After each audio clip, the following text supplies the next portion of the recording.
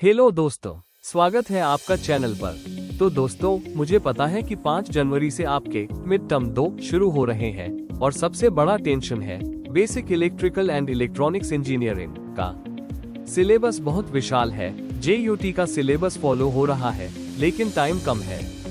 आज मैं आपको बताऊंगा वो स्पेसिफिक टॉपिक्स जो जीएसी पलामू के एग्जाम्स में बार बार आते हैं और जिन्हें पढ़कर आप आसानी से अच्छा स्कोर कर सकते हैं।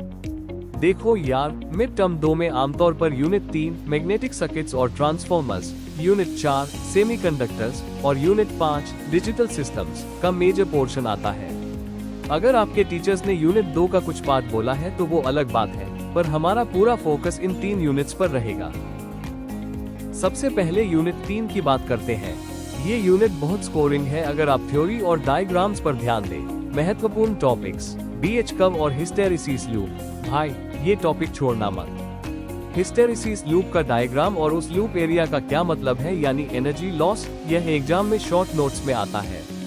ट्रांसफॉर्मर लॉसेस और एफिशिएंसी, आयरन लॉस और कॉपर लॉस क्या होते हैं, और एफिशिएंसी की कंडीशन डेरिवेशन, ये लॉन्ग आंसर क्वेश्चन बनता है। ऑटो ट्रांसफॉर्मर, नॉर्मल ट्रांसफॉर्मर और ऑटो ट्रांसफॉर्मर में क्या अंतर है और कॉपर सेविंग का फॉर्मूला क्या है, ये देख लेना। ट्रांसफॉर्मेशन रेशियो, इस पर सिंपल न्यूमेरिकल आ सकता है।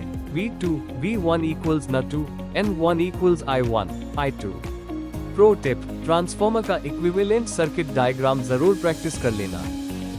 अब आते हैं यूनिट 4 पर। इलेक्ट्रॉनिक्स का बेस यही है। महत्वपूर्ण टॉपिक्स पीएन जंक्शन डायोड की VI कैरेक्टरिस्टिक्स, फॉरवर्ड और रिवर्स बायस का ग्राफ, कट इन वोल्टेज क्या होता है, ये वाइवा और एग्जाम दोनों के लिए इम्पोर्टेंट है। रेक्टिफायर्स, हाफ और फुल वेव रेक्टिफायर, इसमें फुल वेव ब्रिज रेक्टिफायर सबसे जरूरी है। उसका सर्किट डायग्राम और इनपुट आउटपुट वेव फॉर्म की प्रैक्टिस कर लो। एफिशिएंसी और रिपल फैक्टर का फॉर्मूला रट लेना। जीनर डायोड वोल्टेज रेगुलेटर के रूप में कैसे काम करता है, और जीनर बनाम एवलांचे ब्रेकडाउन में क्या अंतर है। बीजेटी या ट्रांजिस्टर, यहाँ पर कॉमन एमीटर यानी CA कॉन्फ़िगरेशन सबसे ज्यादा पूछा जाता है। उसके इनपुट और आउटपुट कैरेक्टरिस्टिक्स का ग्राफ ड्रॉ करना सीख लो। लास्ट में यूनिट 5, ये यूनिट आपको पास करवाने में मदद करेगी क्योंकि यह बहुत आसान है। महत्वपूर्ण topics number system conversion, binary से डेसिमल, हेक्साडेसिमल से बाइनरी। एक क्वेश्चन यहाँ से पक्का आएगा।